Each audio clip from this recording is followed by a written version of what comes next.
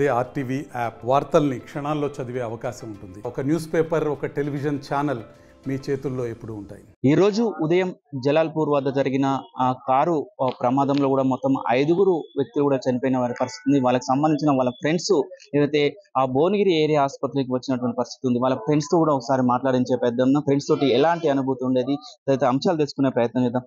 చెప్పండి, ఈ రోజు చనిపోయిన ప్రమాదం మీ ఫ్రెండ్స్ ఎక్కువ ఇష్టపడే ఫ్రెండ్స్ ముగ్గురు ఉండరు.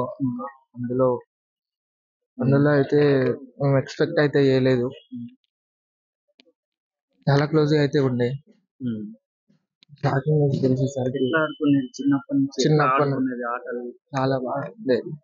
ఏమనిపిస్తుంది ఈ రోజు మన ఫ్రెండ్ లేడు అని తెలిస్తే? చాలా బాగా చెప్తున్నాను, ఎట్లా ఉండే ఫ్రెండ్స్? చాలా మంచిగా ఉండే. చిన్నప్పటి నుంచి చాలా క్లోజ్ ఉండే మాతోటి. అట్లా అనుకోలేము అట్లా అవుతుందని. సడన్ గా అట్లా అయితే ఏమనలేకపోతున్నా. ఎవరు మీ ఫ్రెండ్స్ ఎక్కువ? ఎవరు హర్షవర్ధన్, ఈయన బళ్ళు చాలా క్లోజ్ ఉండేది. చిన్నప్పటి నుంచి ఫ్రెండ్ నేను బళ్ళు అందరం కలిసి మంచిగా ఉండేటోళ్ళం, కానీ అట్లా అవుతుందని తెలియదు.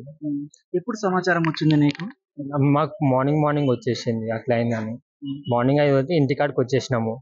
ఈడు ఉన్నారని బాడీ అంటే ఇక్కడికి వచ్చేసినాం డైరెక్ట్ మార్నింగ్. మీరు ఫ్రెండ్స్ కదా, ఎక్కడికి వెళ్ళినా అందరూ కలిసి వెళ్తారు, కలిసి ముచ్చట్లు పెట్టుకుంటారు. చివరిసారిగా మీ ఫ్రెండ్స్ తో ఏం మాట్లాడుతున్నారు? నేను ఇంకా 3 days అవుతుంది జస్ట్ మాట్లాడి. నాకు రీసెంట్ గా ఇప్పుడు తెలిసింది. నేను జస్ట్ మార్నింగ్ నైట్ డ్యూటీ ఉంటుంది నాకు. అట్లా నాకు ఇప్పుడు పొద్దుగాలు వచ్చి అనుకునే చూస్తే జస్ట్ కాల్ వచ్చింది, బల్లి ఏడున్నా, బల్లికి ఇట్లా అయింది ఇట్లా అని. జస్ట్ డైరెక్ట్ ఈ బండి తీసుకొని వచ్చి ఈయన వచ్చేసినాం మా ఫ్రెండ్స్ అందరం వచ్చి. మీరు ఎక్కడి నుంచి వచ్చారు? ఎల్బినగర్. మీరు క్లాస్మేట్? చిన్నప్పటి నుంచి నర్సరీ నుంచి ఒకటే ఏరియా, ఒకటే కాలనీ. ఇట్లా మొత్తం ఫ్రెండ్స్ అట్లా మొత్తం సన్నిహితం ఫుడ్ క్లోజ్ ఉండేది సార్. అందరం ఒక కాడనే మొత్తం చేస్తాము. చాలా క్లోజ్ ఉండేది, కానీ అట్లా అయితే తెలియదు.